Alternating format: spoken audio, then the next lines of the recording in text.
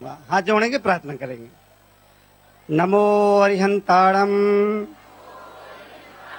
नमो सिद्धाणम, नमो आयर्याणम, नमो उवझायाणम, नमो लोहश्रवुषाहुणम। जैन पुराणों में कहा है, जैन पुराण में उल्लेख है कि भगवान महावीर जहां बैठकर के तप करते थे, उनकी तपस्या के प्रभाव से शेर और गाय एक घाट पर पानी पीते थे।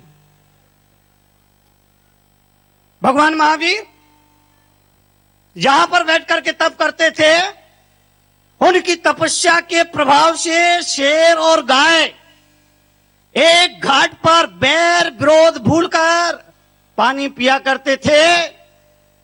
मुझ तरुण सागर का इतना प्रभाव नहीं है कि मेरे प्रवचनों के प्रभाव से शेर और गाय एक घाट पर पानी पीने के लिए राजी हो जाएं, पर इतना तो प्रभाव है ही।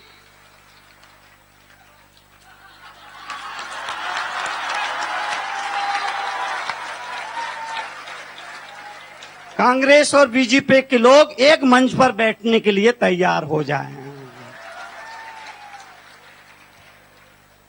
आपसे निवेदन करना चाहूंगा, बाबा रामदेव जी जो कि पूरे देश में स्वदेशी आंदोलन का नेतृत्व कर रहे हैं,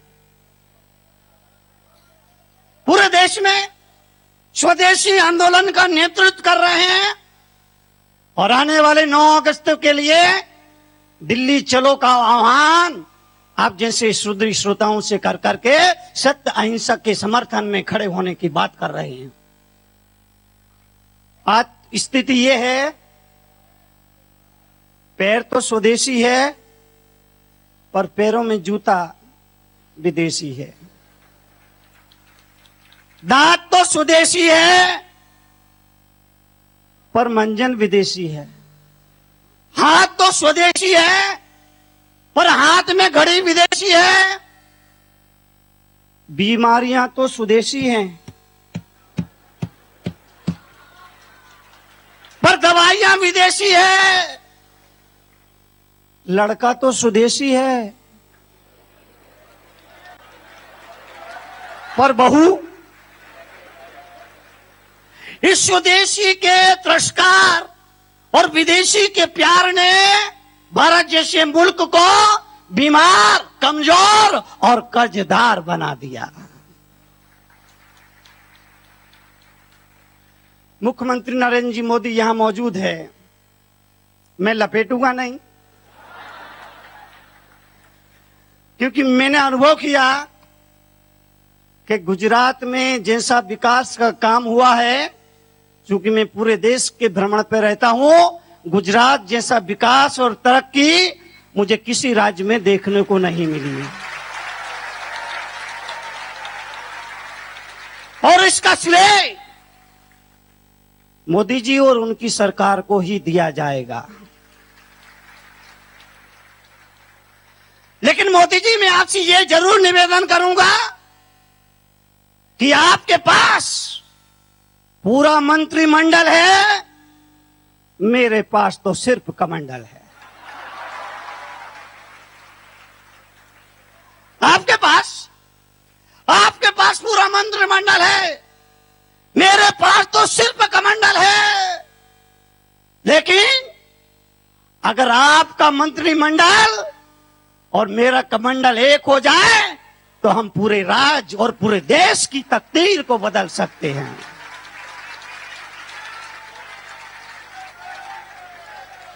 क्योंकि इस मुल्क में कहा है कि समाज में परिवर्तन केवल ताकत के बल पर नहीं आता है और ना ही केवल उपदेश के बल पर समाज में परिवर्तन आता है। मेरे पास उपदेश है, आपके पास। एक नौजवान ने आके पूछा कि मुनि जी, आप ऐसा ऐसा क्या कर रहे थे जैन शास्त्रों में इसको कायस्वर कहा जाता है। नवकार मंत्र की आराधना पढ़ना।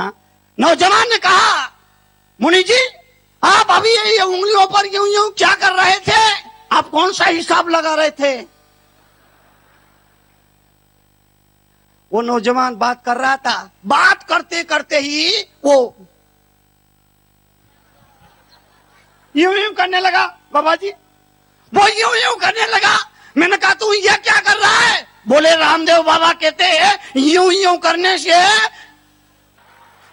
बोला रामदेव बाबा कहते हैं मुनि जी यूं यूं करने से बाल काले हो जाते हैं। मैंने कहा बाबा यूं यूं करने से बाल काले हो जाते हैं और यूं यूं करने से काला मन सफेद हो जाता है।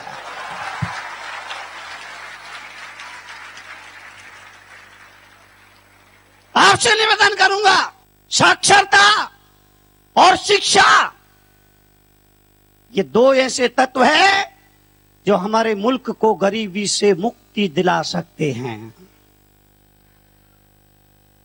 हम श्रम करें, परिश्रम करें, मेहनत करें, हम अपने भाग्य को खुद लिख सकते हैं। इसलिए मैं लोगों से अपील करता हूं, राम भरोसे मत बैठिए। अरे राम तो खुद तुम्हारे भरोसे बैठा है कि अयोध्या में तुम उनका भव्य राम मंदिर बनवाओगे। भाई विजय जी डरला, रमेश जी अग्रवाल वर्षों से संपर्क में हैं। समर्पण भाव, सेवा भाव से समाज में काम करते हैं। मैं ये निवेदन करना चाहता हूं, आदमी ने मेहनत करना बंद कर दी, श्रम करना बंद कर दिया, परिश्रम करना बंद कर दिया। अब बड़े बड़े लोग इतने पराधीन हो गए, इतने पराधीन हो गए, वो अपना काम खुद नहीं कर पाते हैं। पानी भी पीना है तो पानी के गिलास के लिए नौकर, माँ बाप के लिए नौकर, माँ बाप की सेवा के लिए नौकर, बच्चे को खिलाने के लिए नौकर, घर में झाड़ू बुहारी लगाने के लिए नौकर, भोजन बनाने के लिए नौकर। मुझे तो डर लगता है मोदी जी, मुझे तो डर लगता है आ जाए कि पत्नी के सामने प्रेम प्रकट करने के लिए